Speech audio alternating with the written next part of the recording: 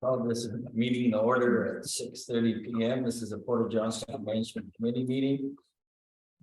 Monday, April 17th, 2023.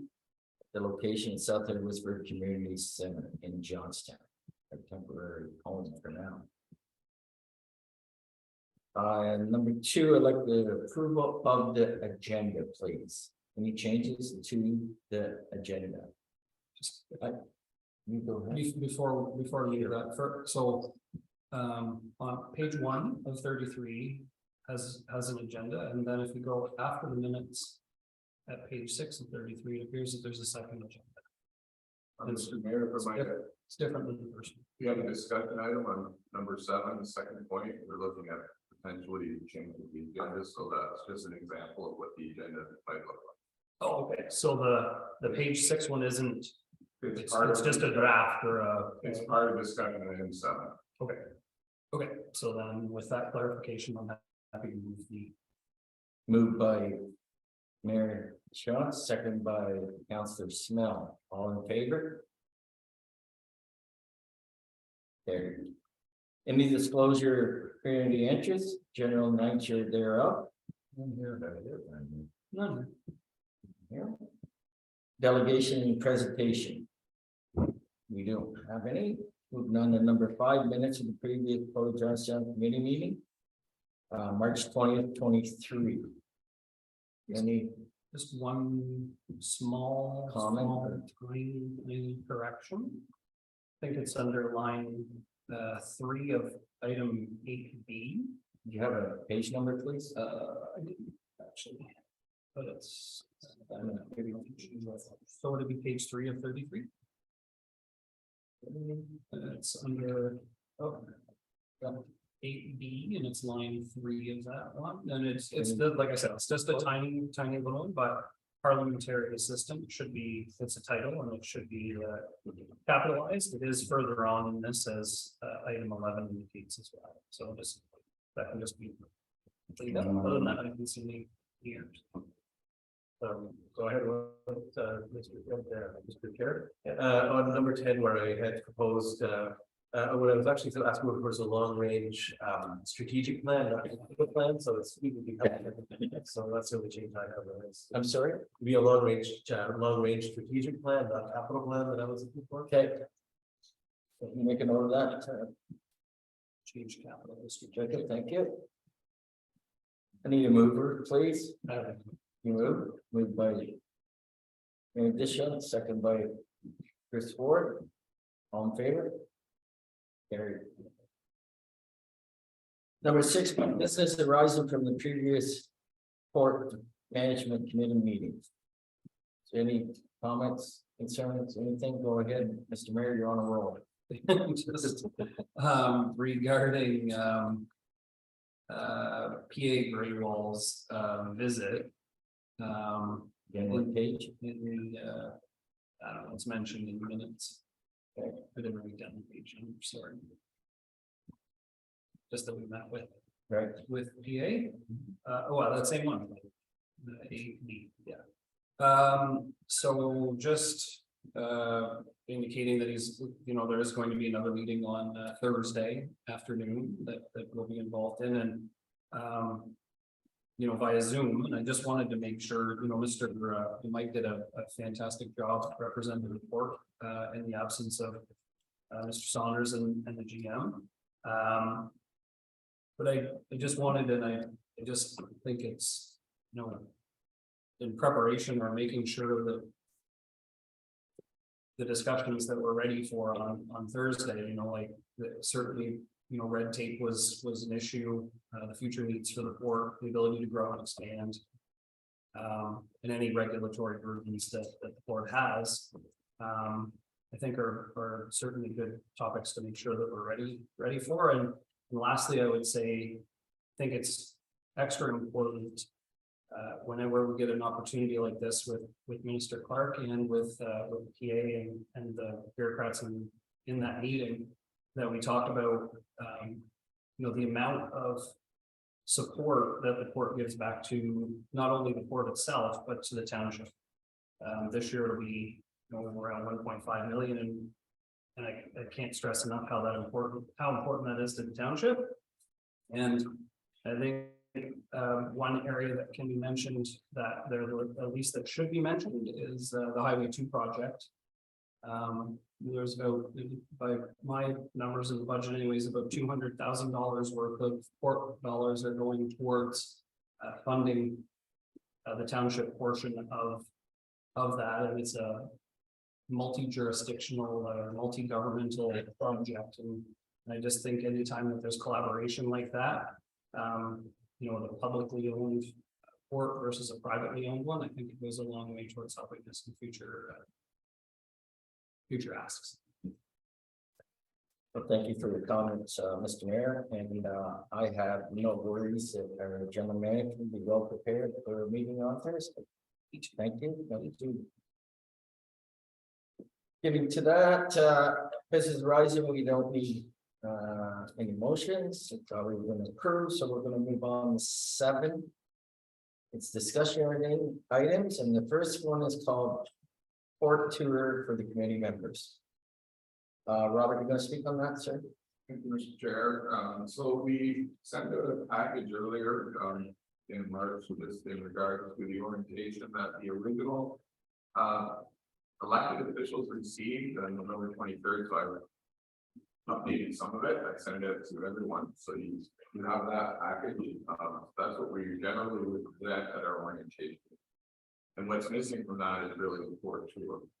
So basically what I'd like to see tonight, if you had any questions regarding the package that we sent out, if you needed any clarification, and if we could have a discussion on the port tour, i.e.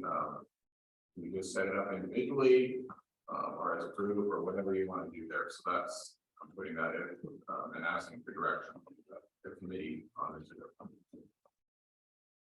Thank you. Port manager, discussion. Well, first of all, is there, okay, go ahead. Well, go ahead. I just want to make sure, does anybody have any questions on the port committee that was sent out from Robert? No, anybody else can go. I Right. don't want to steal and not want to. No, I just reiterate, you know, what we talked about last time is that, you know, tour would be great. Me anyways, to get my feet under me, just have a, see what's going on rather than in the report. So it'd be nice to see that. Yeah, how deep we go. That's, you know, it's kind of obviously up to the leader. Possibly for the manager. Usually depends how many questions you have, so we're usually really able to keep this shorter long, like find sometimes it's easier with smaller groups, just so that you have more one-on-one. So getting to that, it's sometimes hard to speak to everyone when you're in the elevator, it can be loud and so on.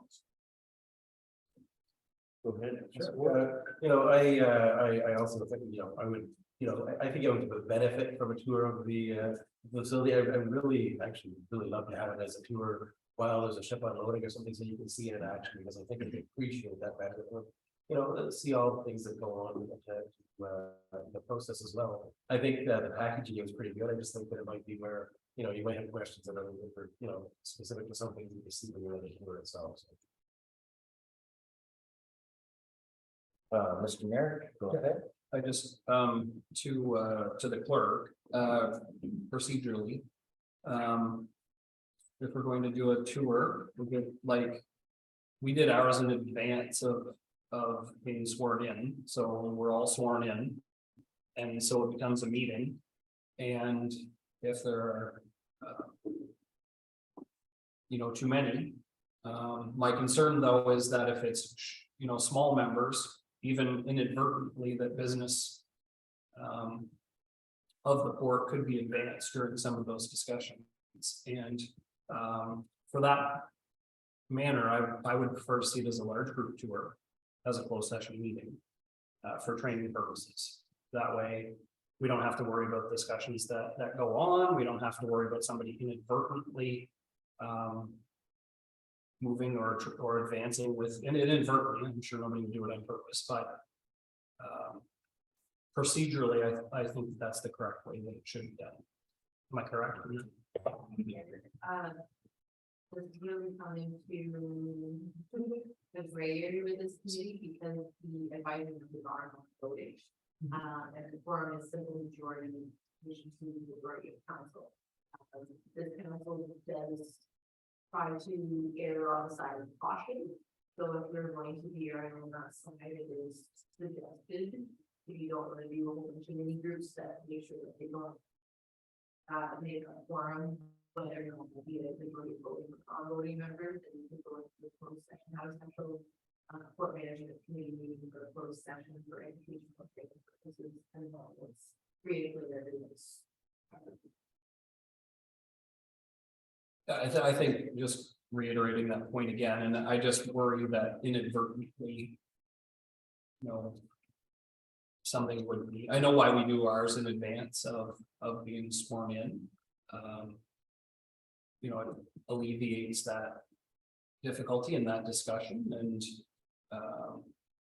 I just think it makes more sense to do it as a large group, as a closed section, training session.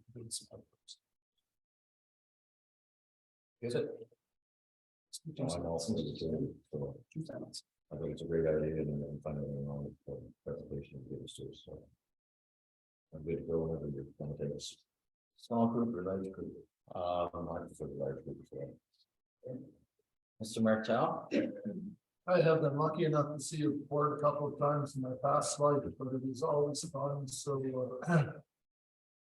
Large group, I never agree with the mayor, the large groups probably the better end along that one. Okay. Mr. Campbell? In the package, we have the two questions, I think you can raise our hand and put in a large group, so everyone can hear the response and have the same sense of what you're explaining. And yeah, I think Sam, I'm now requesting our abilities, right? That was it originally, and then we kind of put a Okay. halt on that because of concerns, valid concerns with forwarding it to the court's business. So we're kind of starting over now to have to pick new dates and go from there. Mr. Cameron? My only concern would be the large group versus the small group. If we go with the large group, which I think the general consensus council is, would there be more than one occasion, or would that mean we're limited to one particular date? And if it was only one date, then that could restrict some individuals' availability. That's the only trade-off that I can see. So I'm all for it.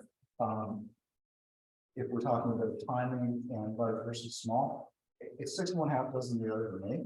I just would like to see everybody that's at the table tonight get the chance to go through and do it, no matter if it's a small group or a large group. So that would be it.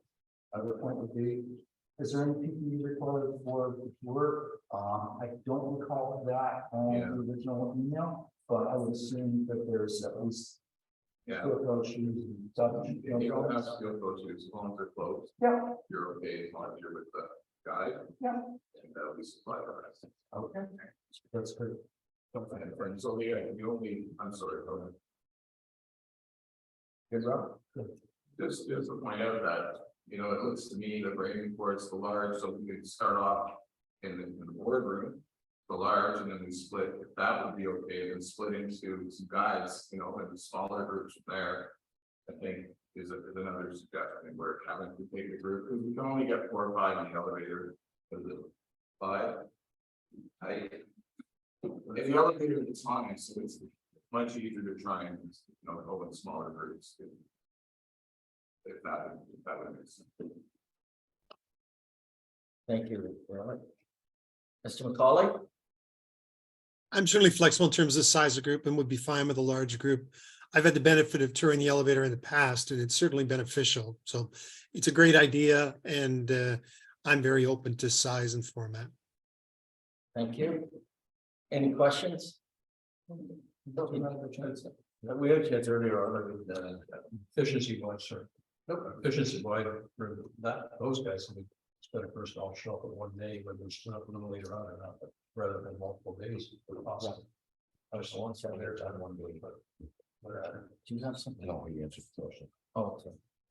No, and on my side, I mean, like you said, large group, well, it doesn't matter to me either way, I think it's, you know, a large group, is just fine, but ideally, you know, as long as we keep in mind, obviously, the safety aspect of always, you know, newbies running around at the time and stuff, but, yeah.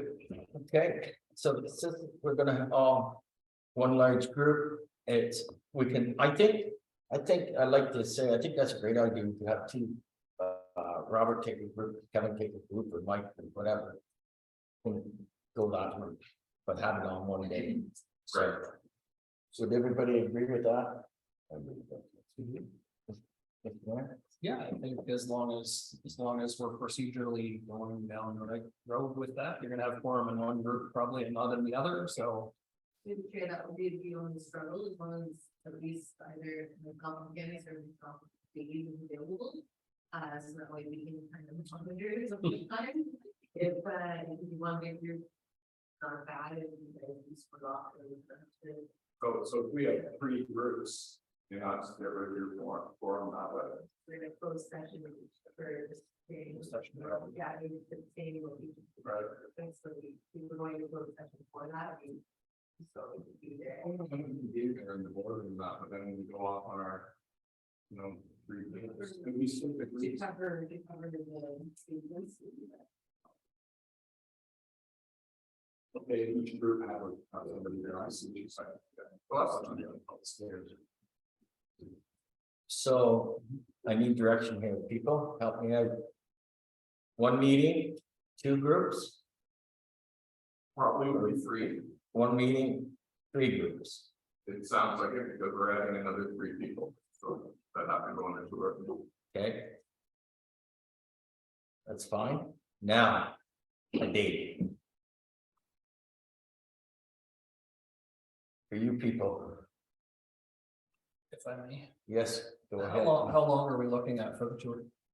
It really depends on the question and how long you'd like it. We've done tours as quickly as 30 minutes, and we've done it for an hour and a half. So we'll curtail it to the time that you would like.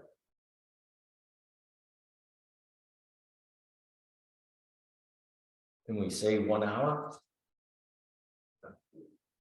Everybody agreeable to 1 hour? Any exposure we do. Yeah. More is better. Any chance you can predict when the ship would be there as well, or? I realize. Your hour just. Let's go down, let's go down. Could we have a date? Some kind of, see if there's a date available that you could stop?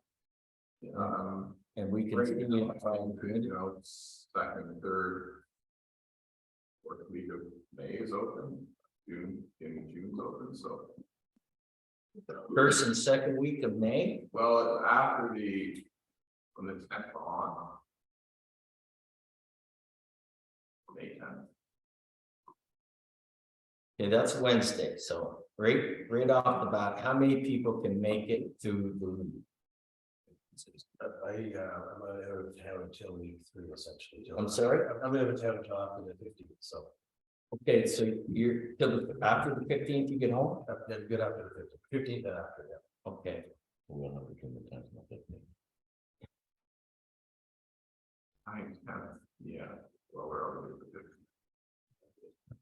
how about? I don't know, it's 20th, so you're gone. Okay, let's put it this way. 2 of the week, how many committee members can make it? Which one, sorry? How many committee members can make it through the week? Through which week, sorry? At any time. Anytime, Oh, okay, yeah, I you know, you are. Monday to Friday. My preference is Friday, but I can like only make it, it's my duty, so that's fine. I just want to point out if Councillor Ward's away the 15th, Right, the next Monday is the 22nd, which is a long holiday. weekend, yeah. So I am back the 15th, so I'm back on the 14th. I can definitely do the 15th. The Tuesdays and Wednesdays are not good for me, and Thursdays, both of those, the 18th is the Board of Health meeting, and the 25th is County's Council. What about the 29th of May, Robert? 23rd. Excuse me, just had an idea over here. Where it might make sense is to have it before the next board meeting, which is Tuesday, the 23rd. You're scheduled like an hour or so ahead, so we just start the meeting early. So we get 5. Go and close first and then report back to here. On the 23rd, because Monday's our holiday, and that's when their next board meeting is. Agreeable? The 15th, there's no meeting at all, correct? Is that the way we set it up? Yeah, The middle. we have nothing, and the 22nd's off. Would be the 23rd board meeting.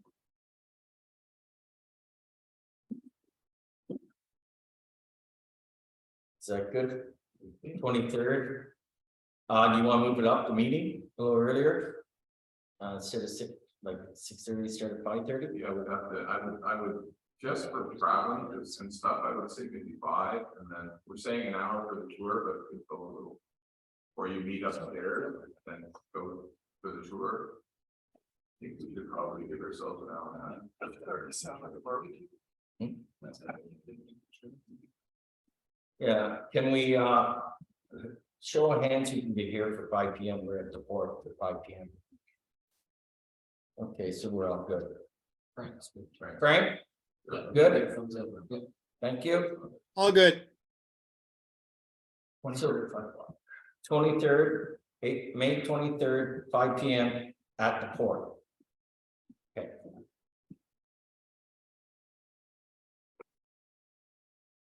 Port. Okay, next on our agenda is an agenda item. You're gonna speak to that, Robert? Yes, sure, you know, just, I was reviewing, and keeping in mind that I'm hearing the term consent agenda again, which I haven't heard in a long time. But I'm starting to see it on the administrative township, and I thought, if that's something that we want to entertain down the road, I'm not saying tomorrow, but we need to better split up our reports, because we kind of move our reports together and cover multiple things, so really I haven't changed other than just splitting everything up. So if you look at the front page of the agenda compared to what I put down there, that's basically what we've done. This is purely for discussion. I put some timetables on it beside it, that you may want everything to be monthly, you may want some things to be quarterly. That's really, we're just looking for direction there. I mean, normally investments are the quarterly report, and everything else right now we're doing is monthly. So that's kind of the direction we're kind of. Or what I'm suggesting is that we need a slightly different format and just splitting up our subjects a little bit. So really, the only really change is our grain operation report, isn't it? Well, I'm splitting that with the maintenance report. right? Yes. And then I'm having capital separate from that. Right. I could have 3 different people report on those. Then I'm having harbor services, which is added in, which is Yeah. right now a traffic report. Mm-hmm. And the financial, which is part of the GM report, we may have that separated, and investments is a quarterly report that we do, and then the GM is the same, health and safety. Right. So we're just basically splitting things up, there's nothing really added. That's all. Yeah. I think it makes better sense if you see one of the items and say, oh, well, we don't really need that every month, or like to do that on consent, you have an easier opportunity to do it. Because it's split up.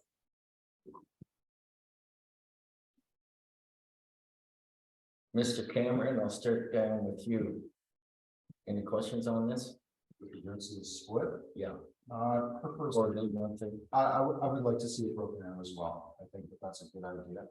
It provides a little more clarity on a few things. It's Ernest.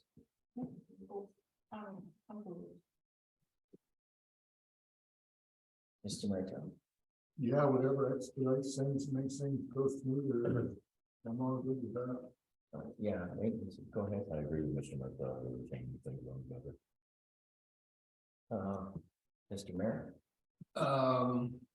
Through the chair to the GM, so the suggestion is that you would bring, are you making a suggestion that there will be a consent agenda in addition to these changes? No, it's consent agenda is totally up to the chair. I don't. I don't say that things are consent, but let's say that you want to, like the maintenance report, that should say monthly, that shouldn't have said quarterly, sorry about that. The only one that's quarterly right now is the investments, so. The maintenance report, for example, if it was, you didn't want to go through each point of the meeting, you could say, we want that as consent. But at this point, I haven't been given any direction on what's consent and what's not. So I'm just getting into a position where if you wanted to have consent on something here, and to be quite honest, if I wanted to have my maintenance manager come in, he would take over the maintenance portion of it. Our operations manager, Mike Moulton, is looking at the grading, he would do the grading portion of that. And then Mr. Saunders, looking after our capital projects, he might take that on, right? So that's.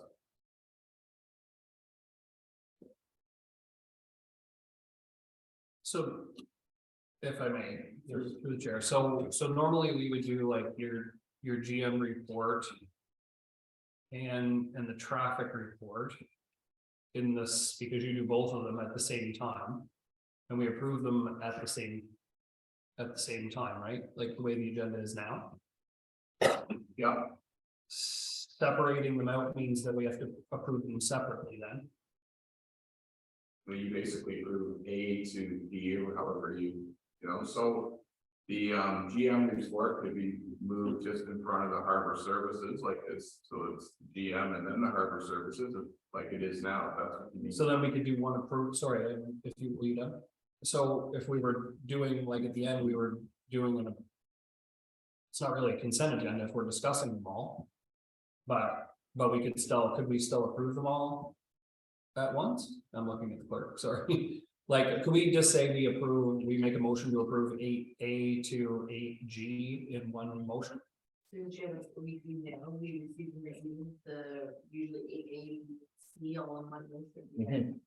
Consent agendas are towards, consent is passed in a singular motion, and they're not discussed or voted on again. For the consent. If there, the person preparing the agenda with chair consult. And then we copy up the meeting, they go through it with the rest of the committee to determine what the amount of items should remain on consent. If they don't, they'll take them down for general discussion, if not remain on consent, and carry that, no further discussion. But Yeah, this, and ultimately, this really isn't a change to a consent agenda, it's just separating out the items to individuals. Instead of grouping them together. I'm fine with whatever, I just I was failing to understand how it's a consent agenda. Yeah. I find our report management meetings are super open, super transparent, and they move very quickly. Usually they're not very long meetings at best times, and they're really well presented when they are done. So if you feel that separating things out is the right way to go, I'm fine with it, but I don't see a consent agenda coming forward from me. I certainly like going through the individual reports and hearing what staff has to say in regard to any of the reports that come forward. So and you do it in such an efficient and time effective manner, you know, I think it deserves that. So I'm fine with whatever you're fine with. Yeah, I mean,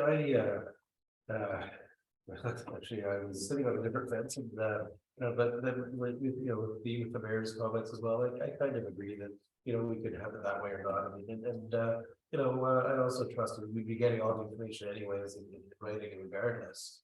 So with that in mind, and I trust the manager as well as the court chair to decide what they think should be considered consent agenda items for the month, because I think every month will be different. Something's going to be, this is boring, so just to give it to you, and there's nothing we think is important here. But if that comes on the agenda and somebody thinks it's important, we can then pull that off that agenda if we wanted to. I think would be the approach we could take. But again, like I said, I'm okay with just talking about these things generally as well, because I think some of them if it is just a basic information from that one report, so yeah, let's move on quickly, right? So. Yeah, and I wanted to clear us just saying these things should be consent agenda. What I'm saying is that someone here or the group wanted that, at least it's split up now that you could take something and say that's boring for us. Exactly, we just said, well, that's all I meant by that. Well, and I don't want to say it's boring, so I just want to say if it's a standard month for health and safety, hey, we have nothing on health and safety. You know, you can just put it in the report, we just don't have it on, that's a conversation. You know, but again, I'm okay either way, I have found so far that they're not a very lengthy meetings for. Let's talk about numbers usually, right, so. Mr. Stitt, I like Robert's suggestion, especially with maintenance being monthly, not quarterly. Oops. We'll make that. so, so that's good, Robert. Now, can you maybe change the, like, put the, like you said, the GM report up maybe to A or whatever and financial report? I'll put it in the same order that our agenda is now. Okay. Just split up. Thank you. Right. We don't need a motion for that. Good, thanks, Robert. Thank you. Number 8, action information items. 8A, operation manager report to Mr. Saunders, you're on board, right? The inventory is 1,075,500 metric tons, 2,000 metric tons lower than previous month. You can see that our shipments exceeded our receipts, which is normal for this time of year. We did load a vessel in the month of March. There's 17,000 tons by truck and another 270 metric tons by rail. We continue to ship out. The first vessel of the year was the Federal D, the Fenix loading on March the 30th. The customer started bringing in corn in March and continues to do that into April as well. There are two additional vessels to load in April. One was completed on a week ago, Federal Ashi, and then the Google board is actually in the slip now already as we speak. And two collective bargaining sessions on our 2nd and 3rd. And we're also under preparation to wait for the annual DMP plus only on schedule for May the 4th, 2023. On the next page, maintenance report. This looks at kind of some of the activities we conducted during the month. And this is basically just to kind of give you an overview that it's an older building and there's lots of repairs to do, and it's kind of giving you a feel for the scope and the different tasks that we can do. Ranges everything from mechanical to electrical. CDC was here before our strike. They put a push on that so we get our scale calibrated ahead of a potential lockout. So our scales remain legal for sure. Any specific routing or reach out and specific questions on that maintenance item or anything in the operations as well. I'm going to start with Mr. Stitt. Yeah, just. I mean, the GMP inspection, is that external? Somebody external comes in and does that, or? SGS is gonna provide the option to do that. Okay, thank you for that. And the gear, last time we talked about the new gears going in the great Emerald gearbox, that went well, I'm assuming, or is it ongoing, or? No, it's all completed. The drivers actually ran a little bit of the margin and a little damp for the vessel. So we did run a little quantity, but yeah, I might be there very well. Sorry, can I have one more? Go ahead, Mr. Stitt. So I see work order log a few times. Does the port have any kind of, is it any kind of computer system for maintenance, or is it all a manual, paper type of? It's all manual. It's electronic version, but it's all manual. Part of the quality program where we identify issues, we point them, we identify them complete. The auditor has to see that we're making progress on keep that updated on a weekly basis. Okay, yeah, that's something where auditors love to see that trail, right? So you guys are through it before though, so. Okay, thank you. Mr. Ward. Thank you, Mr. Chair. Yeah, I noticed that, I don't know if it's a trend or it's just whatever, but looks like every 3 years or so, we basically stock out of soybean at the end of March. I don't know if that's just a trend or some just, just luck of the draw this one. But so is there I mean, I think, we have a lot of corn. I think we had this, but we didn't get as much soybean as was planned over the year. Is that why we have sort of zero stock of soy right now, or is there a reason for that? Basically, that's the market. It really depends on what the market is in the fall, whether it pays the brokers to hold it over in spring shipment, or get it to go up and go to see where it's sold. That's technically a trade thing, which is really not. Okay. Nope. Mr. Mayor? Nope. Mr. Storm, Mr. Mercado? No, sir. Mr. Williams? Mr. Can I make a comment here about wheat production in Ontario, and what we're seeing right now with regards to the inventory? The potential for inventory? Go right ahead. Okay. Just the way Ontario wheat is going right now, we're on earlier than we've been in years. Guys are already putting urea out there. Last year, there were about 500,000 acres in Ontario planted for wheat. That concerns me, obviously. This year, there's about 1.5 million acres planted in Ontario for wheat. There's going to be a lot of pressure for storage, because we make 5 times more than we consume domestically, right? So all our wheat's pretty much exported. The concern is just with the amount of wheat that's still in there, you're about 14, give or take, metric tons right now, from what I can see. Just wanted to float that out there, but there's gonna be a lot of pressure for storage for wheat this year. And I don't know how much takeaway there'll be, but like I said, there's 3 times as much planted. The yields should be extremely good this year compared to last year. Like I said, all of Ontario pretty much right now, guys are getting the read on. So that's fertilizer. It's, and we didn't have a lot of winter time. So I would just float that out there. The wheat storage could be a potential. There's gonna be a lot of demand for it. And with some of the other storage facilities in Ontario that are closing now, that have closing last year.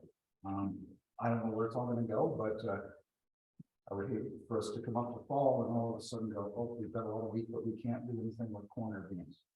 Which is we have them to get stuff out. So Thank you. hope that. Any other comments, questions? Frank? Just one question for Kevin. In terms of the corn that's coming in from the customer and then going out for export, is that corn that we might have received in the fall, but we were plugged, or is that corn that our customer would normally keep on site and then determine whether it'll be used domestically or export? Hard to say, again, that depends on what the market's doing. We may have gotten a little bit more corn in the fall, winter, we would have gotten around 20,000 metric ton. Would we have got something beyond that? If we have the storage space, we really don't know.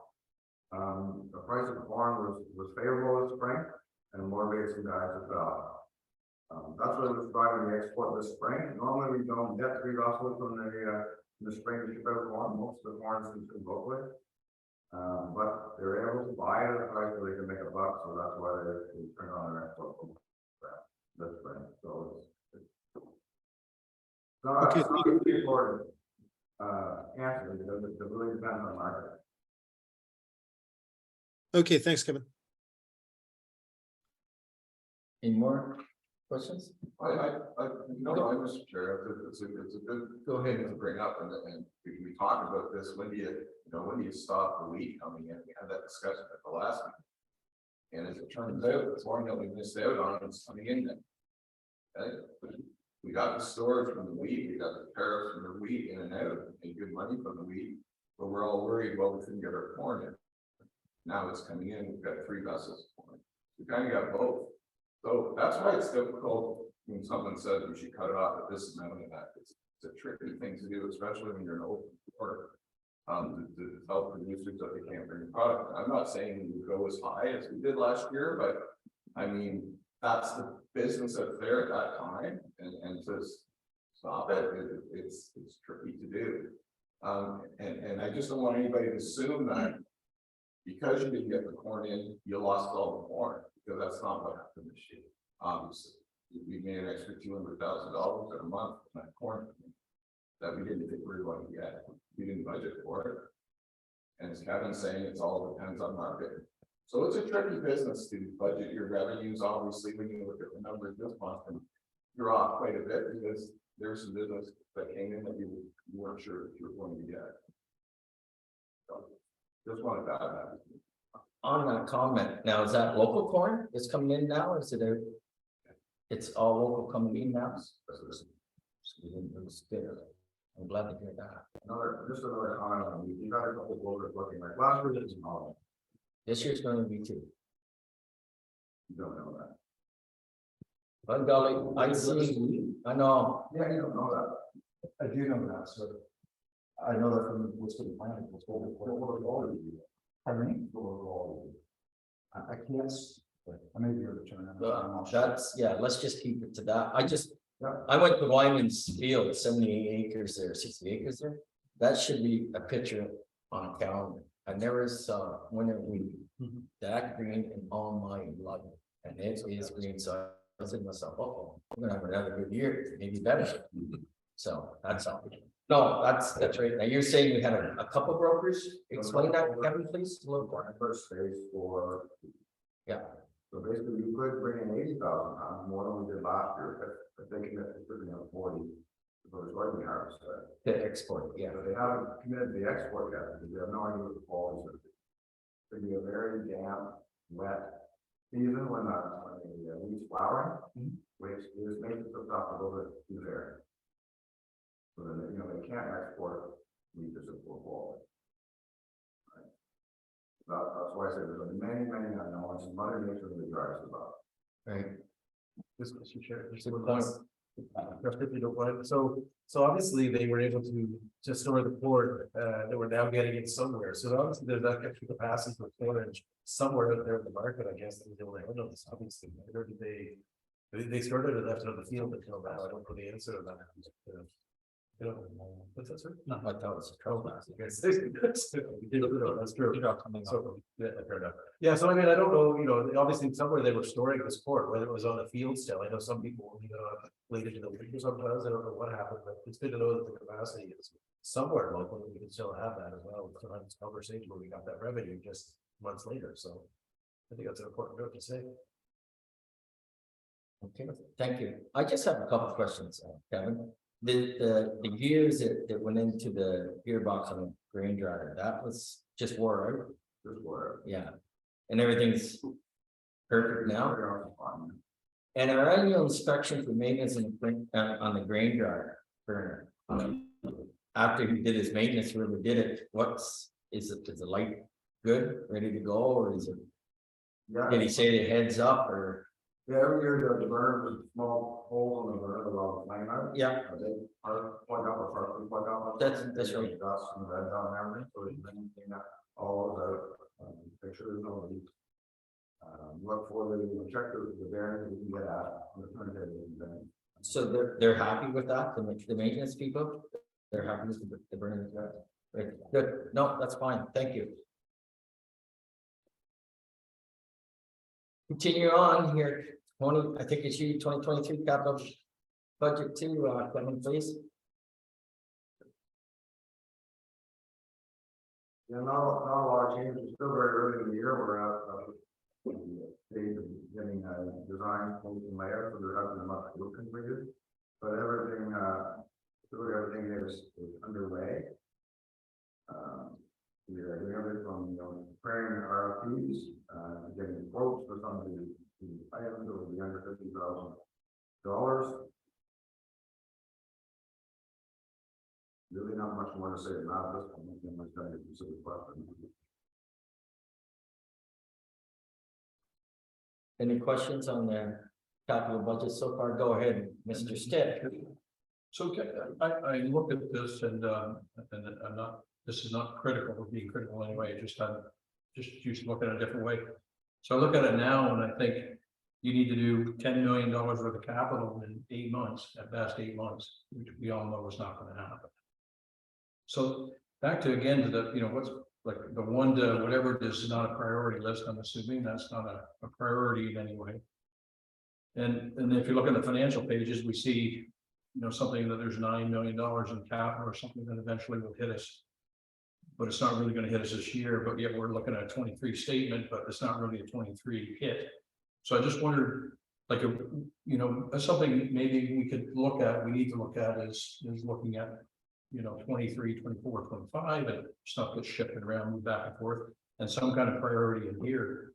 And I think last time, I think it was maybe not here, but I mentioned looking at it in I don't know what capital is, what's the threshold for capital, and what's the procedure of that capital for the port. You know, is it a $15,000 threshold? Does it have to meet some other threshold around repair or sustainability? You know, something like that. How do you determine what's capital, what's just operating costs? You know, normally it's $5,000. Okay, Capitals normally for equipment and infrastructure. However, if it's a major maintenance repair, we'll sometimes put that under capital as well. The difference is that we don't pay taxes, so as a business model, you probably want to expense more so that you can claim more on your taxes and so on. So we don't normally follow that process. So when we do our budget, we put down everything we think potentially we might do in the year. We know we're not going to do it all. Some of it will become carryover. So we want to get permission to start on this so that we can find out what's going to happen. For example, when we go to get permitting for the declear, the defrubbing and so on, and the Port of Johnstown, we find out we'll use a migratory bird act. We might not be able to start that a lot. We go to do the dredging and well, there's the spawning and so on. You can't start that until July 16th. So then it pushes the project out. And once we start getting the quotes in and so on, we can see what's feasible this year and so on, but we're getting permission from this committee to start the process. And then as we go along, we get to, we pick the priorities that we think are important and help. We haven't put them in an order here, but as we move along, then we make the decision whether or not we're going to go forward with it, depending on the prices coming in, the permitting regulations, and the rest of it. Sometimes things take a little bit longer, and that's why they don't always get done in the same year. But you're absolutely right. Yeah. We'll get the quote, we'll get the RFP, we bring the action item forward, we get the go ahead to go, and we get the engineering and so on, and then it turns into a project for next year. That's kind of how we've been doing things with our projects. yeah, I think the last time around we had a conversation about, and I think actually you brought it up maybe or something, you know, that we're into the second quarter already. And I know you're actioning some stuff here, but if you just look at that page, you don't have enough engineering support or time to work on everything. I wouldn't think. Starting it earlier, you know, in the year, this year, to look at what you're going to do for 2024 kind of thing would help also. I think that's one thing we talked about. And if you're looking at a page of, at least the way I'm used to looking at, if you're looking at a page of 30 items, where am I going next? And what's going on? The committees, hopefully we're here to help a little bit. You know, we're going to provide some support.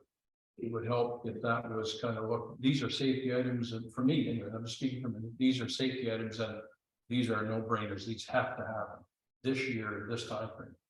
These are growth items, whatever you want to call it, growth items. I've heard we talked about, container ship or something, getting ready for that. That's a growth item, right? Potential revenue down, increased revenue. And what that looks like on a list, around that list and time frame. And then sustainability, we have to repair the elevator wall. We have to, redo the turn head. That, for me, that helps a lot rather than looking at a list of 30 items that total $10 million. And I'm thinking in the back of my head, wow, there's going to be a lot of engineers hanging around the port to spend $10 million. It's not going to happen. Right? So for me, it's hard to dice it up or see where we're going to focus our attention. I certainly do appreciate your comments. I mean, I do want to point out that 9 of them are 50,000 and under. Sure. We just do without bringing it to the committee. And then you've got 2 major ones that depends on government funding and availability of gas, natural gas. So there's 5 million out of the 9. So we, depending on how those 2 projects go, and to say that they're a priority, but at this point, we don't know if we're getting the government funding.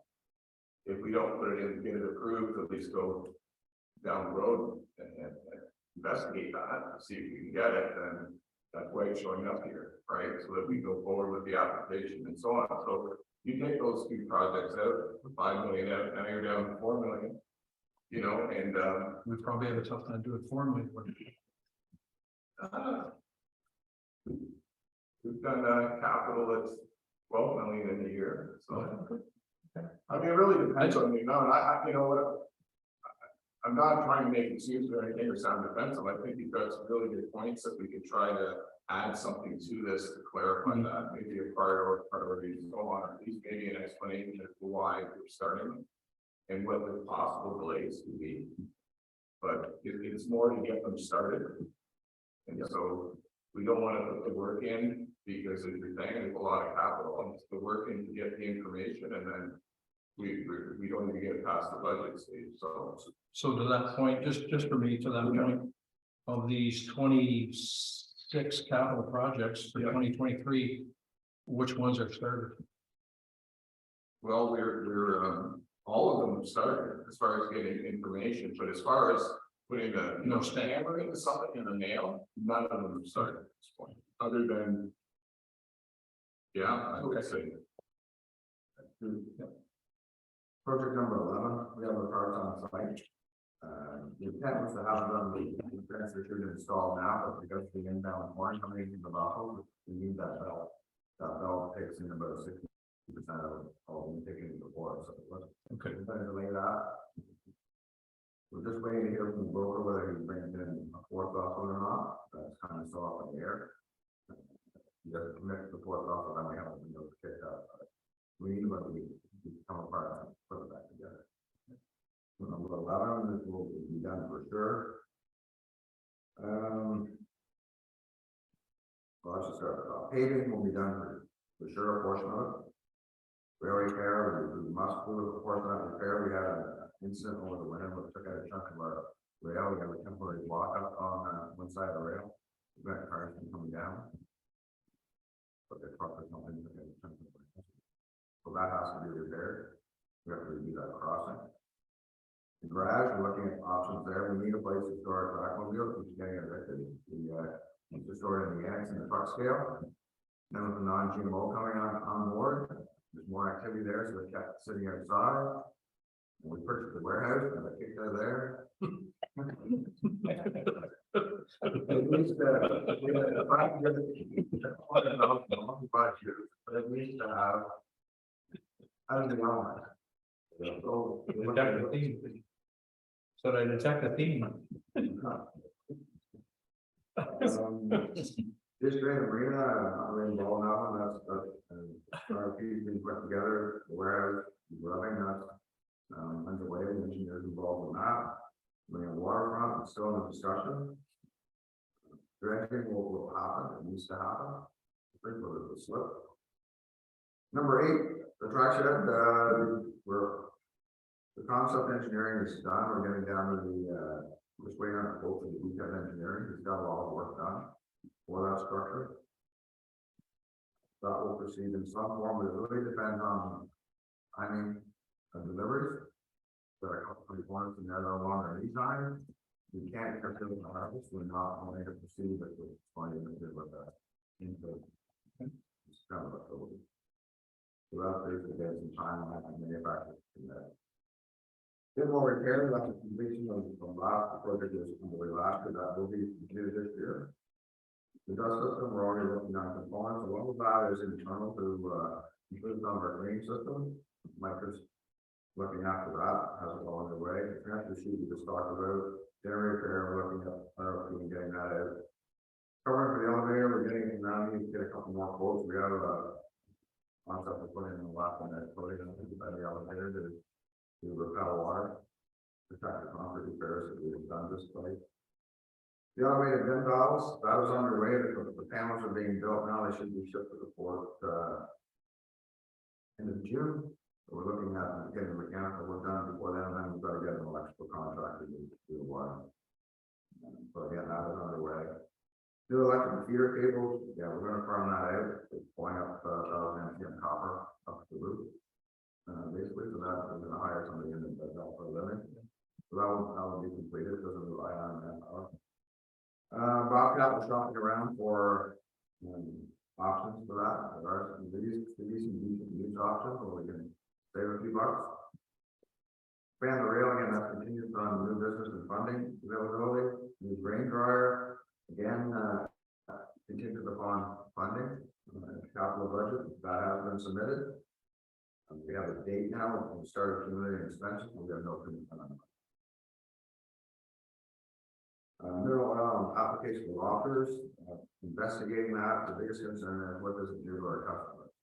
It helps the port very much in reducing dust and a little bit of loss from the dust that gets pulled off the grain from our dust systems. Connects scale 5 and then 4, again, we have the parts lined up, and just need an opportunity to then do the work. Placement of aerators, where that is underway as well. We've been fortunate, some of the aerators are just plugged up and we've been scrubbing. So that is underway. We do have a couple bins with new aerators. Buckets for the locker there on order. New drag and six conveyor is kind of on hold right now. If we go ahead with the receiving pit project, we're going to replace the drag conveyor with a belt conveyor, a closed belt conveyor where we can bang it on, so we can pick up the scrap metal coming in. So we move ahead with the receiving project, we no need for the new change of the drag conveyor. New dust system is getting quotes, that'll get done this year. The scale gauge can be done, and the new lifeline association that will be done.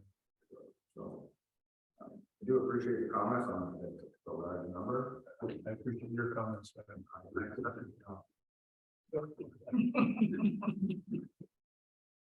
Any other comments, questions, please? Go ahead, Mr. Ward. So I mean, I think just on this capital budget, I think I touched on it last month, and I don't know what we talked about there, but you know, I do think that we you know, in a normal business, we'd be talking about what we're doing in Q1 and Q2 and Q3 and Q4 of the previous year. So I really still strongly feel we're not giving you guys the opportunity to be able to work on stuff in Q1 and Q2 because we don't approve it 2 quarters ago. Essentially, you guys just have the efforts of pricing and getting all the work organized. So, you know, I think I'm still saying that I think we need to figure out if we can come sometime next, you know, sometime this year, later this year, give you guys some sort of approval to proceed with some stuff that you want to do that you could do. And I really, that's what I really think we need to figure out. But still, it's a statement, but I think that's where I want to go with how we manage this. So, Mr. Mayor. I'm good. I have a question with regards to the budget and just to say back to the story. If I look at it right now, and like Robert said, there's 5 million that's kind of set aside right now. It's kind of a wish list. There's another 4 million change in that. Only 2 items on the budget, the capital budget, only now have actual numbers for that side. Both of those 5 and 8 are carryovers from 2022. Is there any system that you guys track or have a number that's actually been spent against? You mentioned that there are already progression of the things in the way that conveyor the belt. So there's money that's spent, but is there a tracking system? This doesn't tell me that anything's been spent against some of the projects, but I hear that.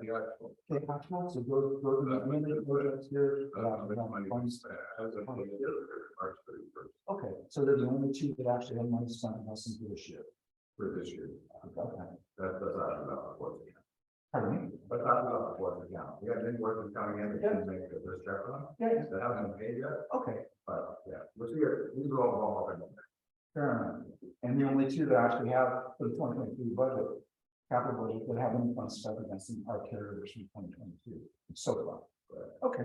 Yeah, just keep in mind that the disbursements tonight Yeah. are paying some of these expenses for the project. They're just not. And that's what I heard. When expenses incurred, yet they're not recorded, and I was wondering where the gap is. Now I understand that. Thank you.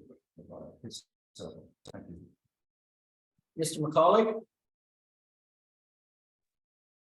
No real comments to beyond, or Deputy Mayor, beyond, I guess, the only way we, in a sense, get an approval for work done in the first quarter is the idea of carryover from the previous year. So that gives, I guess, them some opportunity to work in the first quarter on some capital items, but it's not ideal. I agree with Councillor's comments that if we can do something that actually gives approval for things in the first quarter in advance. I don't know how we do that, but I agree with the councillor's statement. It would be beneficial.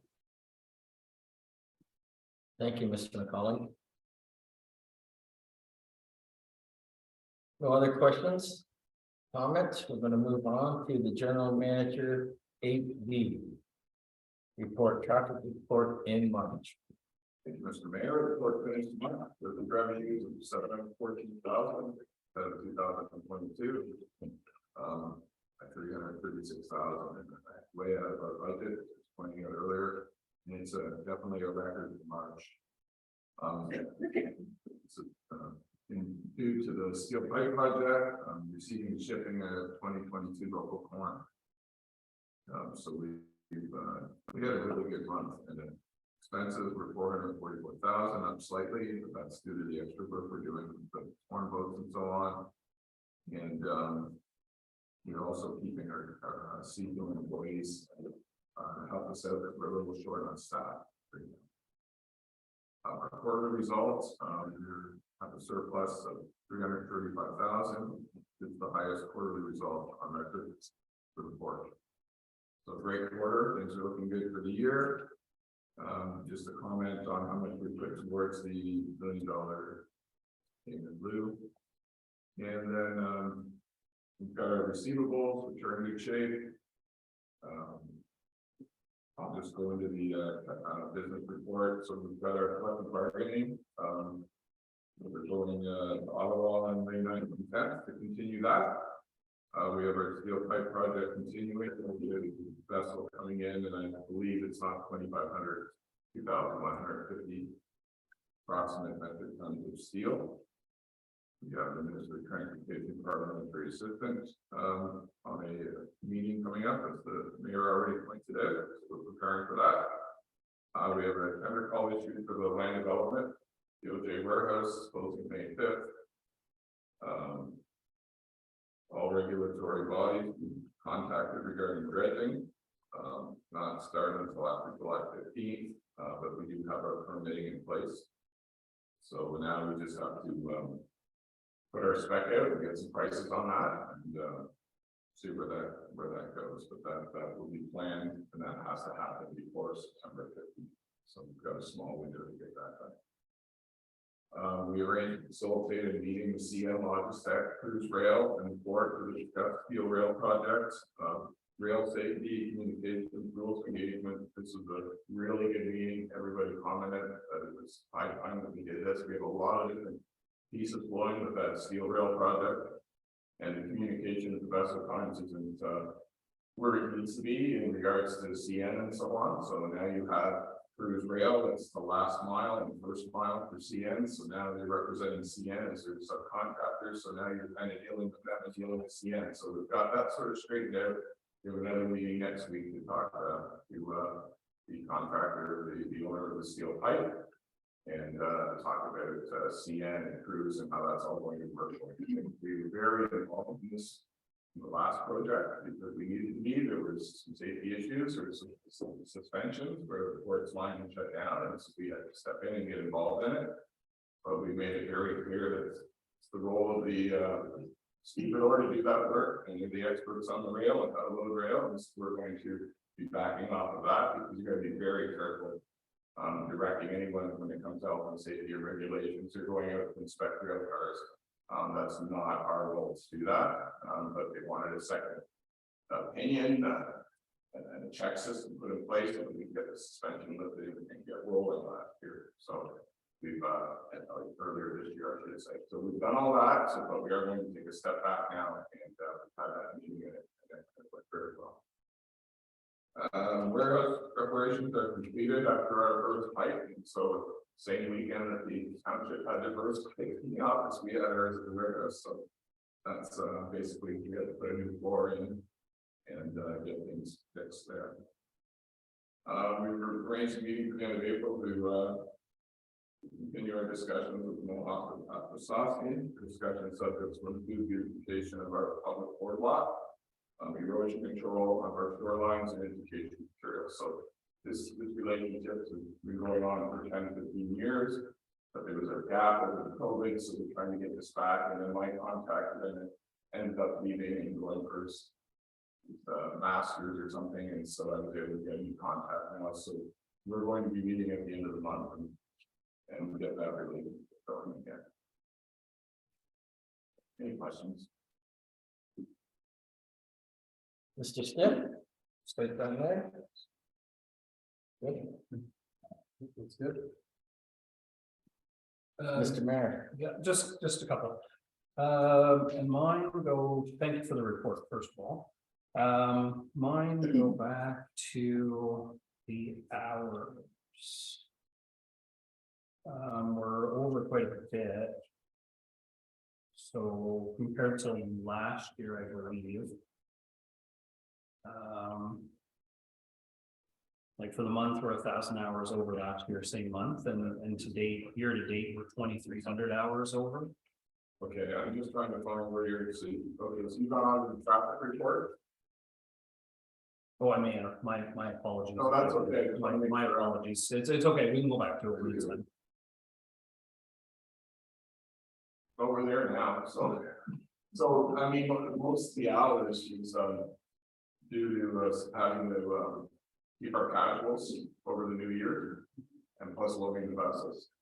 So as you get more revenue, you get more business and revenue climbs, and your expenses climb with it, and so that's the main reason. So But I'll let the, officer enter into that too.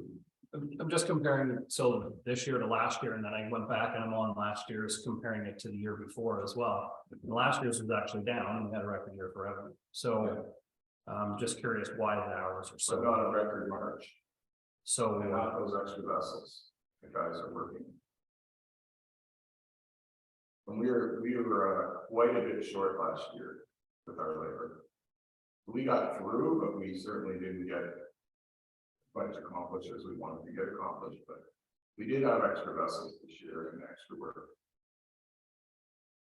that's in the month of March, is that right, Robert? We're going month to month, not year. Okay, yeah.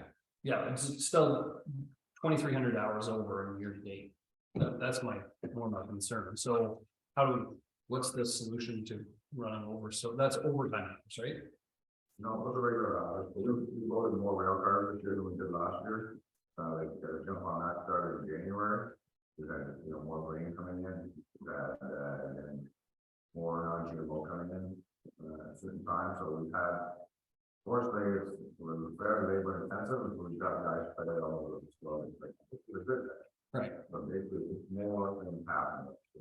Yeah, 2,300 hours, 2,000 hours, 50 hours or 40 hours a week, that's 50 weeks, that's a junior employee, that's one new employee for 2,000 hours. I mean, you're an employee short for sure. Oh, absolutely, absolutely. Or they want to. And that's just labor market, are we trying to, or we just don't, we won't need them later on in the year, is that the? Well, normally that's how it works, that we, during, January to July, right, we don't carry our vessels unless. Bring time some vessels come, then bring them into the vessels, but we're short full time. Which we, we're gonna put a push on this year, see what we can do there. So they're basically. Fulfilling that function. I just don't want to lose that. No, anyway, yeah, okay. Just, I think it's worth noting anyways, it's quite a bit of. Yeah, absolutely. Mr. Smith? Mr. Martel? Nothing, thank you. Mr. Mendoza? I only have a quick question, and I don't know if it's the right timing to ask it about, if you mentioned last time that you wanted to contact the Port of Montreal to see if there's any opportunity in there. And I don't know if you contact them or there's any conversation with the Port of Montreal to see if there's any way to work with them or offer the Port of Johnstown for them. Because I know by 2027 they will need like a 30% more space, and they're trying to have more money from the government to expand. But meanwhile, if there's any opportunity there for them, I don't think No. those conversations. No, we haven't had any contact with the Port of Montreal. It's an excellent point that you're bringing up. We gotta remember that their draft there is, 40 something feet, and vessels that go there can't come to the port necessarily unless they're gonna do double sort of take, like the vessel that's coming with the steel pipe. Our draft is a little, just to explain draft a little bit, our draft is a little deeper than the Sault Ste. Marie, so it's coming with solid pipe and it's got steel pipe on top of it, hollow pipe. And they're dropping 2,100 tons off of the port, and the vessel goes up a little bit and it makes its way to Sault Ste. Marie and it drops off the rest of the steel, so they maximize the vessel. That's just to sort of give you an idea of how the draft works and how it limits what can potentially come to the port that's going to the port of Montreal. It's not like they can redirect the vessels, they're getting big vessels, I believe the draft is 45 feet or something like that, right? So. Now, as things get full and we start having grid launch and so on, we're up, you know, we have our stevedores that are looking into that and they're representing our port and they're making sure they look for that business that might be able to come here. So we rely on a great deal on our stevedores to bring that business to us. Yeah. You know. Mr. Cannon, No, I don't know. It's like, Mr. McCauley, right? Nothing for me, thank you. I just, if Chair, if One I more? do have one more, just, and I missed it, but it was, at the very end of, I think I'm in the right report at least. In the GM report, under the business part of the report, the last item is that, there will be a meeting at the end of April to, continue discussions with the Mohawk and, those discussions to the folks in the township. I know that it's a different discussion than what we're gonna have, but we've. Those could be mutually beneficial discussions for the township as well.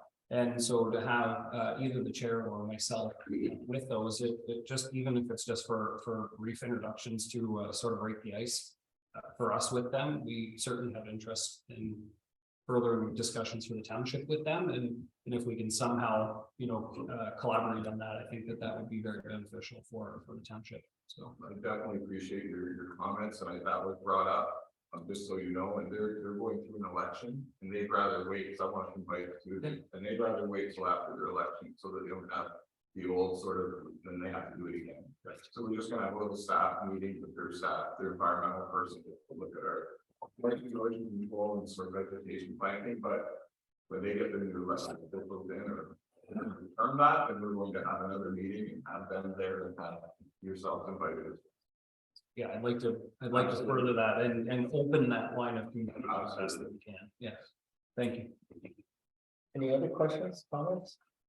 I just have a couple here, Robert. That steel pipe project, that 2,500 metric tons coming in April. Is that the same company?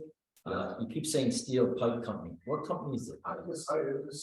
Sometimes they don't want their names public on that, so we're more careful with saying names and so on, because there's certain agreements and so on. Right. So Okay. that's basically why I just call them generic steel Good. pipe.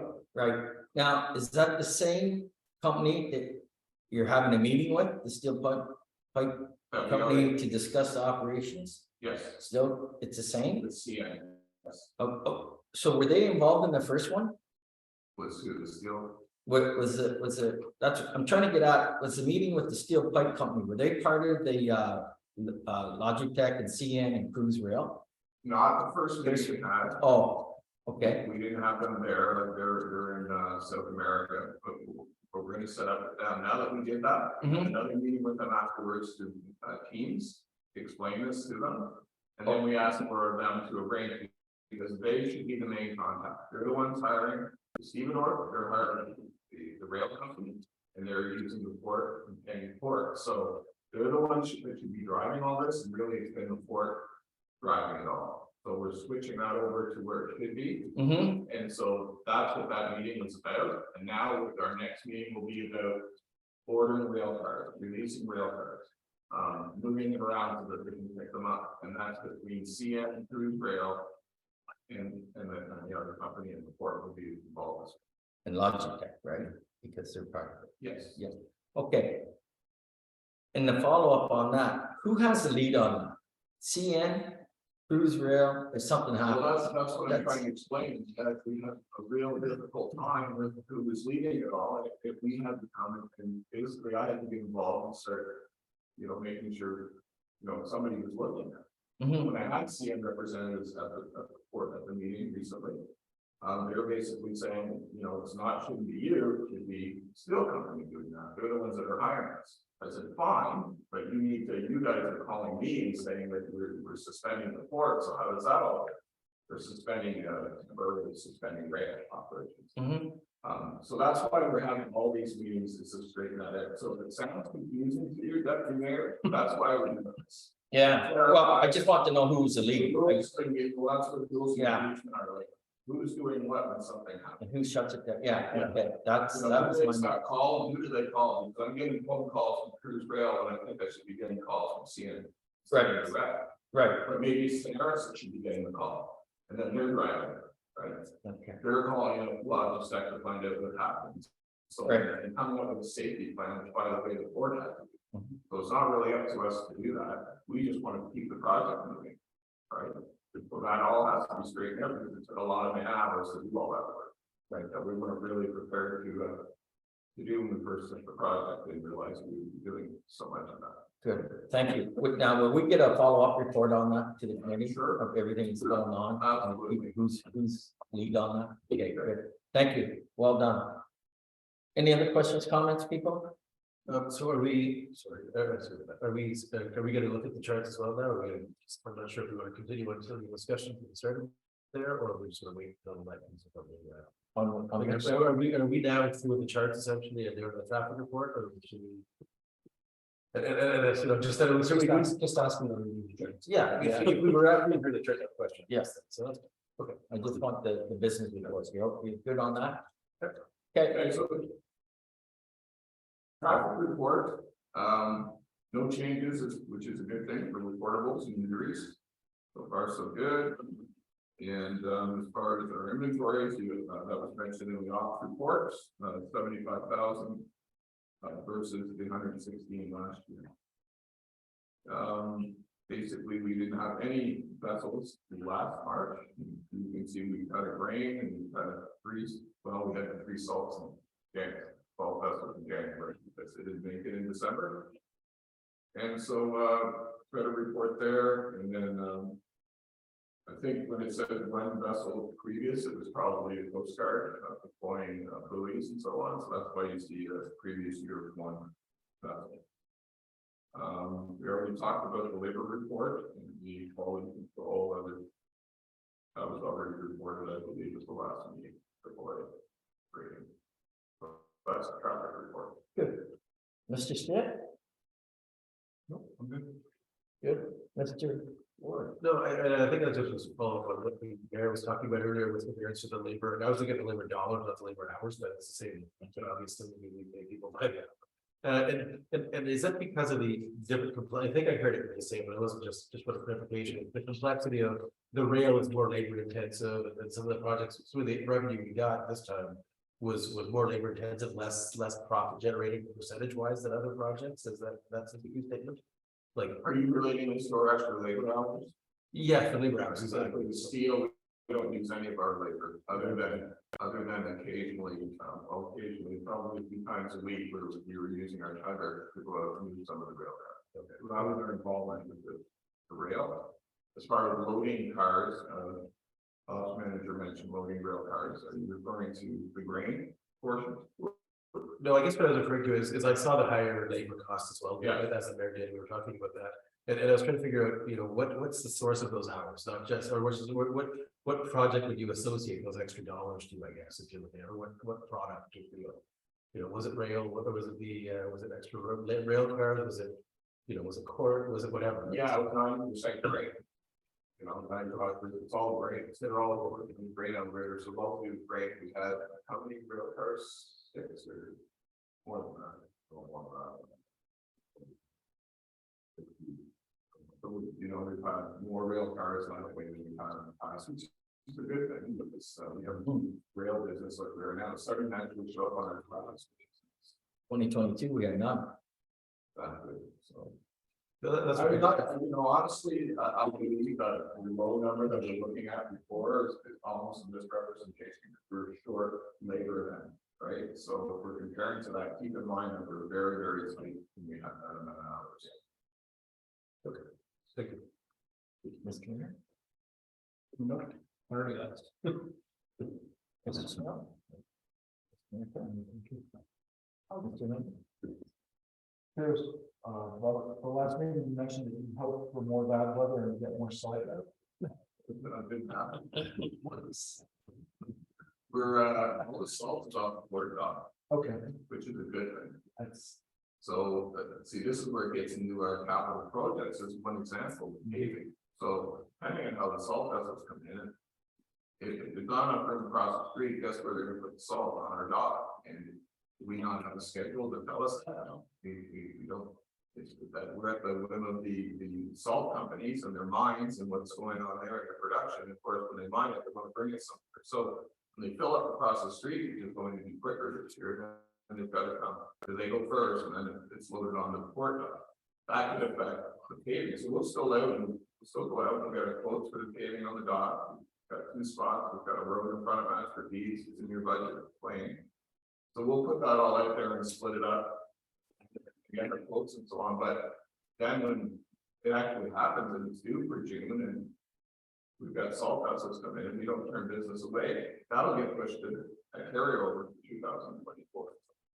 That affects it as well. Just before I get to you, Frank, I'd like to follow up on that. So do they have so many days to get the salt off our dock? And they get penalized, or is there some kind of agreement? Or tar.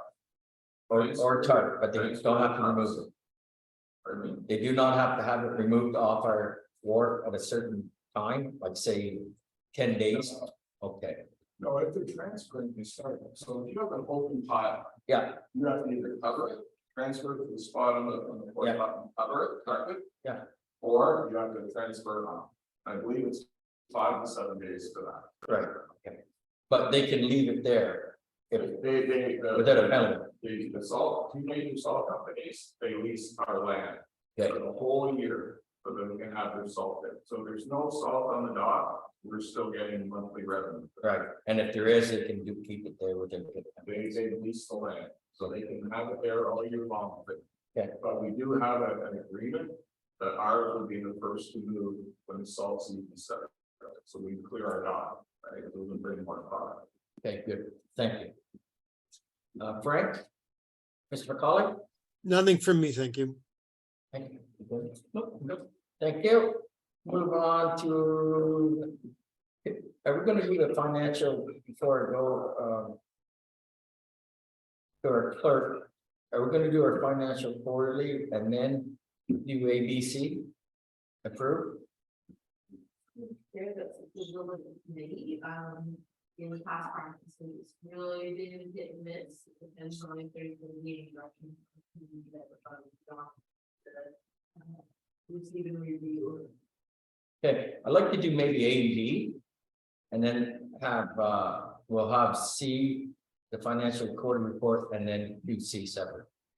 Is that agreeable, people? Everybody happy? I need a mover then, to accept A and B, operation manager and general manager's report. Moved by Mr. Snell, second by Mr. Martell. All in favor? Thank you. 8C, financial quarterly report investment, Robert or Frank? Well, I'll start off, we here, Okay. pass it on to Frank very shortly. Good. But the first part of that is our investment, is our financial quarterly report, which is on the top of page 15. So you can see our various accounts that we have right now. We've got our Scotia high interest savings account, which is getting us 5.025%. And that's basically, then we have our Royal Bank Trust account. Now, this is left over from the transfer that we did before, and there always seems to be a lag with banks. You know, when you make the transfer, there's like 4 days worth of, like, if we move $2 million, there's interest for 4, and it's still in that account. So we need to move that account out of there. You know, move it. I don't think we need to have that. I'm not sitting there to $5,000 on repurpose. And we also, of course, have our Scotia Bank non-redeemable GIC 12 months. It's due coming up June 30th, and it's getting us 4.2%. But at the time, and when you go back a year, that was good money at that time, good interest rate at that time. So then we look at that, and then we basically look at our our cash flow projection on page 16, right? And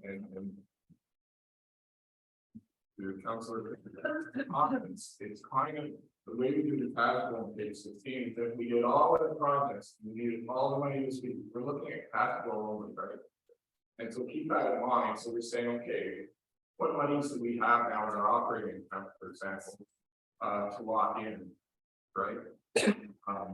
And that's something important. So we really need to know if we want any monies to lock into other vehicles, investment vehicles, versus do we need to keep them liquid.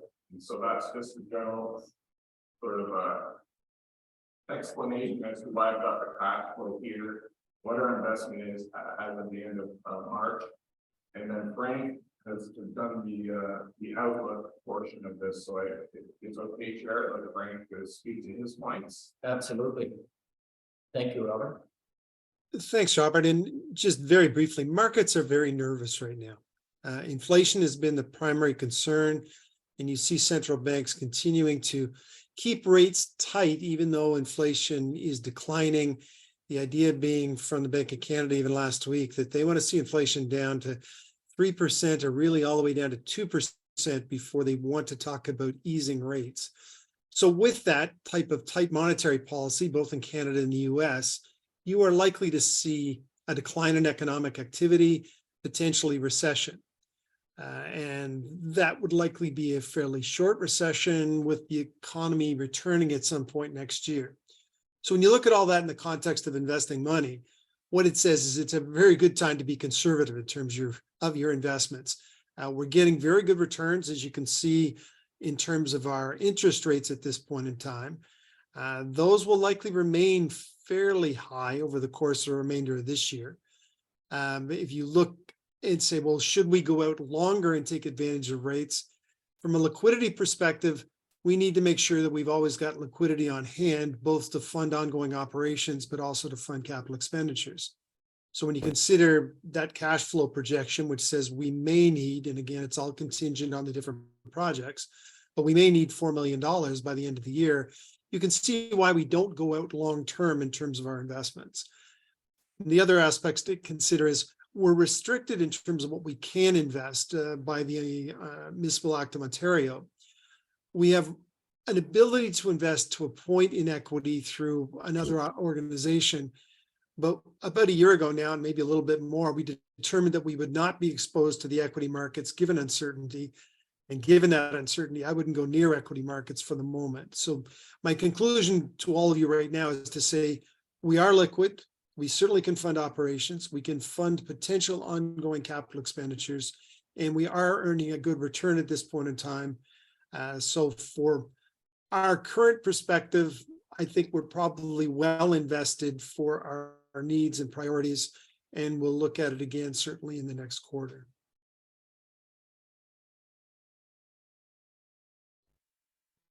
Thank you, Frank. Start down there with Mr. Stitt. Mr. Stitt, any comments, questions? Mr. Ward, comments, questions? Yeah, so just to clarify, and I think I'm reading this correctly, but I just want to make sure. So, as I'm saying, right now we have cash in the bank of 7.2 million, and we have $6 million in investments. So call that $13 million at that. And assuming we do all the stuff we were going to do for capital, and we hit our budget that we projected for our revenue versus expenses. And we do not get any funding, I'm assuming, on that big project, of those big projects.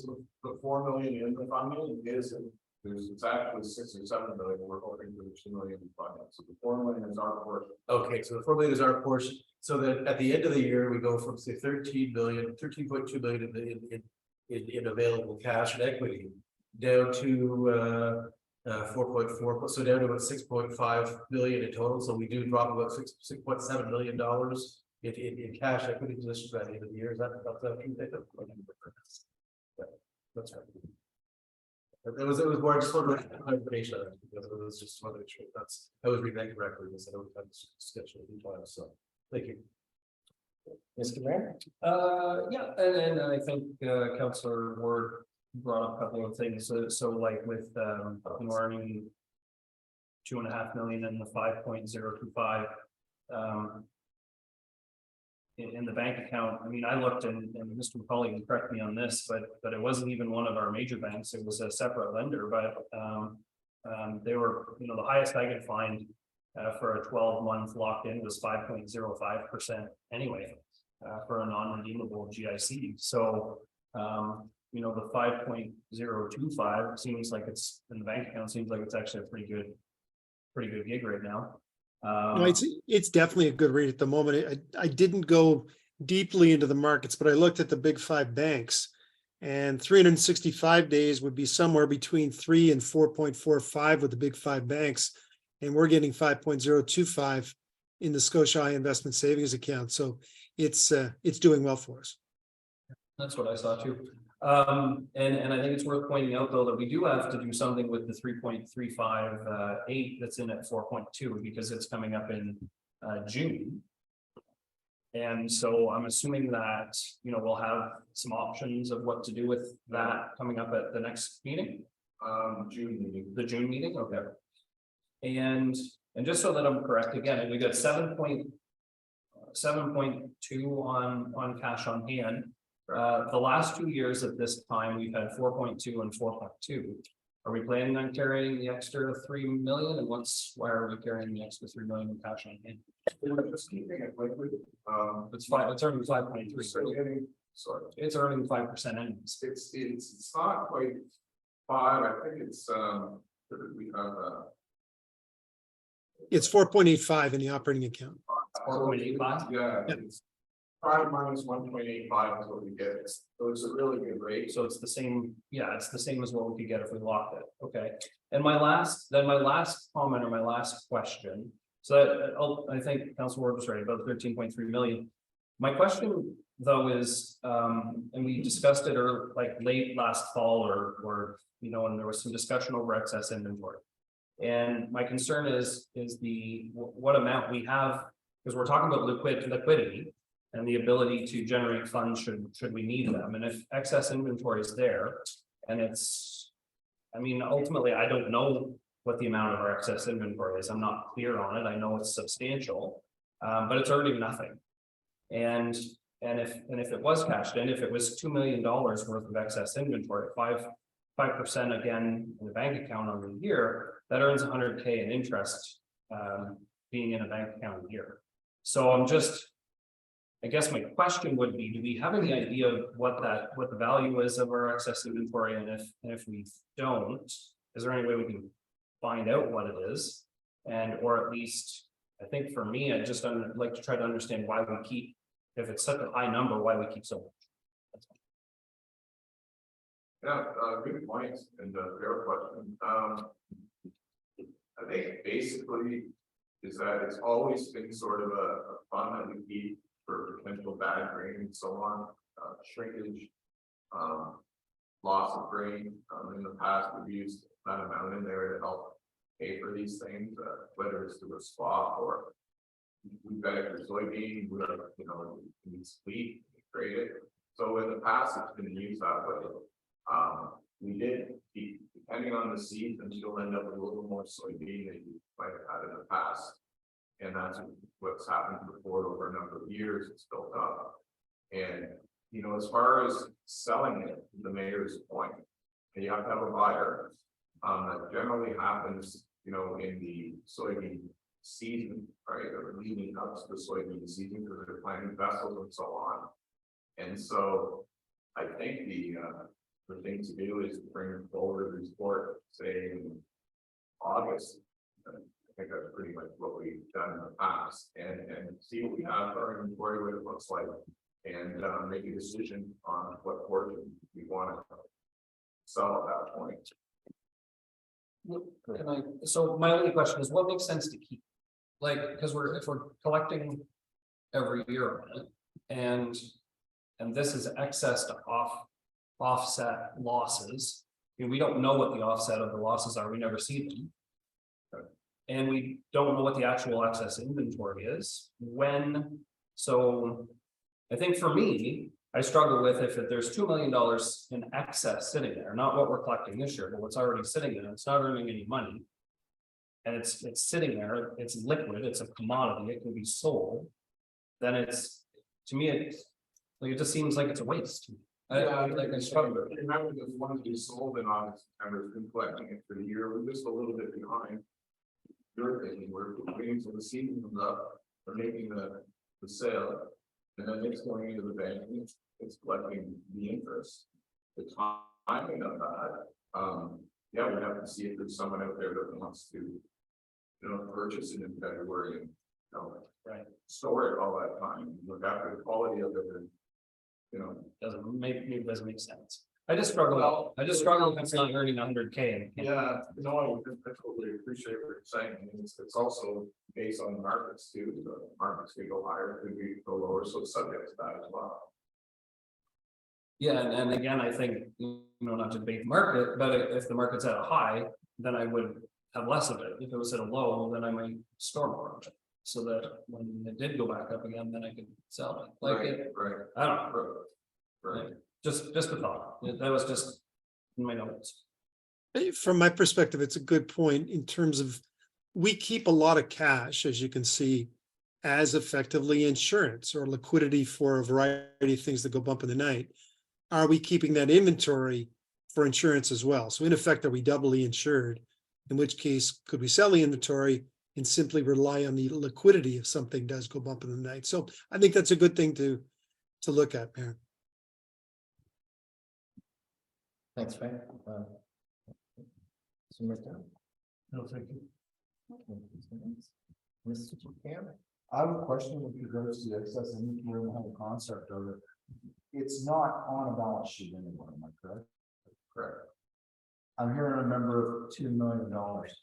I know, I use too much, sorry, I'll go for clarity, because I have no idea how much excess inventory we have. Okay. Zero, I have no idea. Oh, I have no idea, but when I did my GIC investments, yeah, today I just picked 2 million out of the air okay. to see how much money you would make at 5% on 2 million.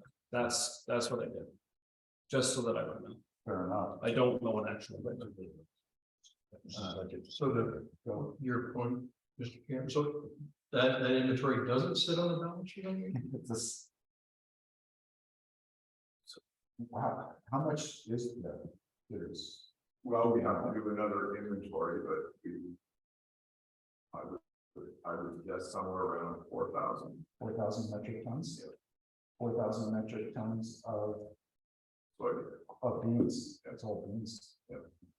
Or your numbers not. So are what we need to explain is, we do not charge them soybean tables, they don't charge for drawing. So your costs for natural gas, your employees and so on, all your costs come out of that. So when you sell it, when you recoup your revenue, that's how the tables are set up. GFO tables we adopted years ago, that's how it's set up, so.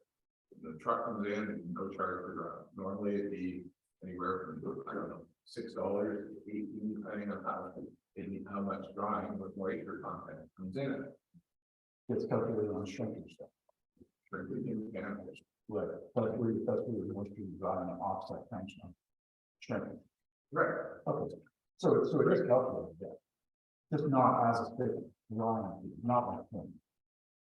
Because back will shrinkage against your net input.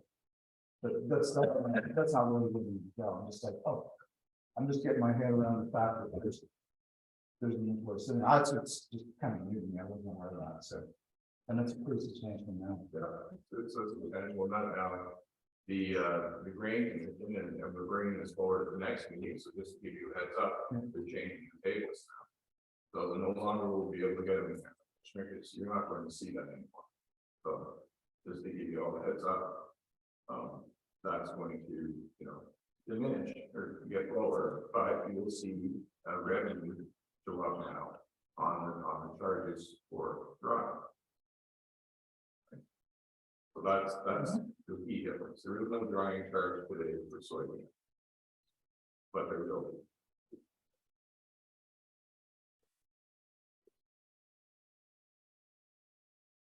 We do have a grain drying charge now, but we're gonna have, it will be Not higher. for drying, Right? not for drying soybean. No, but we do have a grain drying budget line, so it must be wheat and corn. Yes. Okay, yeah. Yes, Okay, that's correct. okay, so it's just gonna change the numbers, that's all. Like the So soy, you're not gonna end up with this volume of soybeans sitting, you know, off the books, if you wanna say. Right, right, but the grain drying is gonna be way up. Well, the drying will be up. Yeah. Will it be up the amount of the drinkers that we're no longer getting? Right. That's what we're gonna present to you at the next meeting when we put those numbers. Oh, okay, that's fine. Okay. Hey, Frank, you don't have anything because it was yours. I have one, and it's just, you say in an investment objectives for the port, ensure that sufficient liquidity is there. What's sufficient? Like we have 4.25 in 2021 or 2021, 2020, 4.2, 2023, we have, 7. So what's sufficient? I think it's a very good question. We haven't defined that. I don't think in the time that I've been on the committee, we haven't had a definitive answer to that question. And there was a reference from one of the counselors, I don't recall who earlier, about the strategic plan. And I think as part of that strategic plan, likely you address that issue of liquidity and specifically an amount perhaps that the port should maintain at all times. There's certainly a way to look at it in terms of upcoming capital expenditures, but we've always had more than that in the event that there was some sort of wrong word, but disaster scenario at the port, that we would have funds available to essentially rebuild in some respect. But I think we should address that question, and likely is in the context of a strategic plan. Okay, thank you. Any more questions, comments, people? Thanks for your report, Robert. Frank, thank you so much. You're welcome.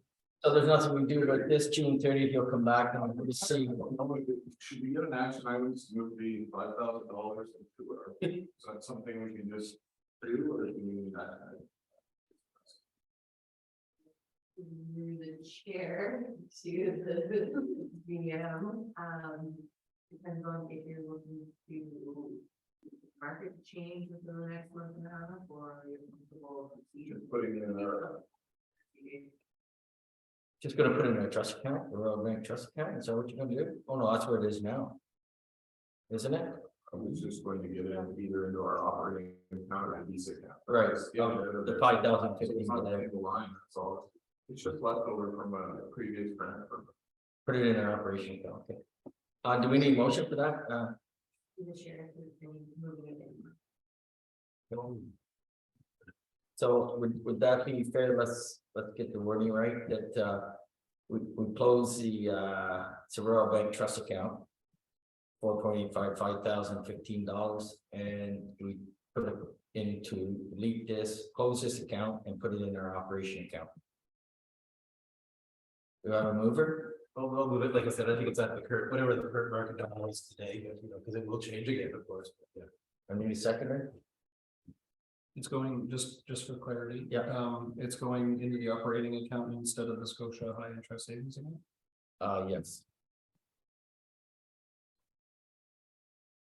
It was an investment that wasn't real, like what was the original purpose of it? It's been there since. The original, it was a transfer that we moved into our GIC, however, there's a lagging thing that happens with the banks, and you give them the amount. And incurs interest over the next few days or however it wants to take them, and then it ends up sitting there.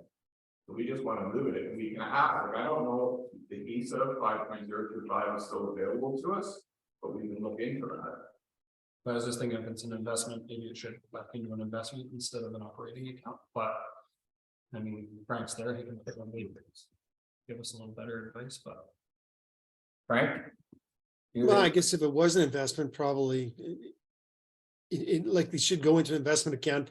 There's always the question of materiality from an accounting perspective, and $5,000 in the context of the port, I don't think is material. So from an accounting perspective, you've got some flexibility in terms of where you put it, but it was an investment. And so putting it in the Scotia HISA would at least be consistent.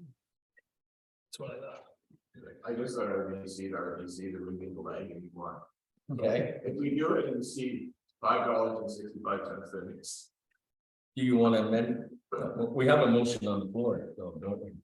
We have to deal with that motion. Yes, go ahead. So That's through the chair, you can always leave it open to either the operating account or the reset account based on whatever one the court general manager is. That way he has room. Or you can pick one or the other for the operating. We'll leave that up to court manager. Is that all good with people? Pull the table, if you're gonna pull the table, I would prefer to see investments. For accounting stay where investments are, I prefer them in the Scotia. So I have a motion that we're gonna put it in to the operation account. Now, can I amend that motion? That we put it a Scotia HISA account? The chair also. Pardon? The chair lets an opportunity amendment. All right, can we amend that motion? So instead of putting it in an operation account, we're gonna put it in the Scotia HISA account. Sure. I need- Like I said, I think. Okay, I need to move. First of all, it is 5,000, so I think it depends what. Mr. Smell moved it. Yeah, yeah. I need a second. Mr. Ward. So that's where it's gonna go in and Scotia HISA account, $5,015. All in favor?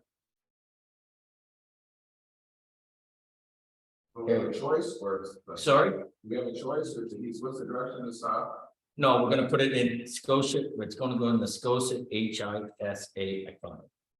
But I think we can't put the fifth, because it's not gonna be $5,015, it's gonna be. Well, whatever, we're gonna pass it right back. Yes. We get that original investment, we were one investment. Yeah, Right? we're gonna take it out. And he is subtle rates, we one investment, already he says. Yeah. I just don't know if we get the same thing happening. That's fine. We'll So put it may not in be able to go into the- the Scotia HISA account. Thank you for that report. Now, I need a mover to accept the financial quarterly report investment. I need a mover moved by Mr. Smell, need a seconder, moved by Mr. Ward. All in favor of that? Carry. Thank you. 8D, health and safety. Robert? Yeah, this is our monthly update from our consultant, that does our health and safety at work at Johnstown. Is there any question? You guys have this in your package? Okay, Mr. Cameron, we're gonna start that way. Any? No. Okay. Mr. Martel, no. No. Frank, No questions. thank you.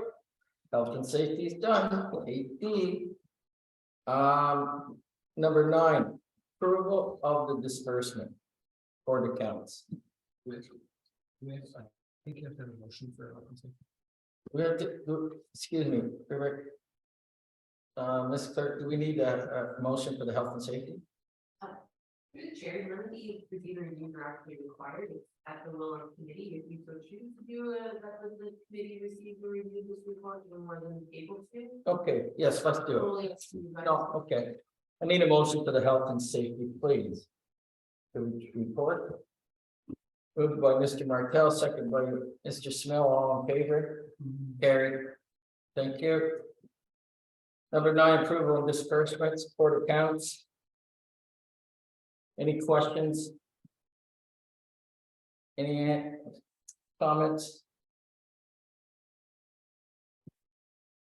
I don't need a mover on this, right? We do, we're approving it, okay. No questions, comments on this? I'm happy to move it as it is. Okay, moved by Mayor Dishaw, second by Mr. Martel, all in favor? We don't know, sign the checks. Good, council requires notice of motion. Any council requires a notice of motion? None here. Okay. Here's report. I just have one announcement that effective May, our next council meeting, our we'll have two more staff members during here at the meetings. It'd be our CEO, Mr. Dave Grant, and our treasurer, Mr. Sean Mills. So just want people to be aware of that in the next meeting. Question period? Madam? Questions? From the gallery, you're even, or Steve? No, You good? Thank you. No one camera session. Need a mover to adjourn. Mr. Ward, move. Mr. Smell, move. Just second it. We adjourn at 8:21 PM. Thank you.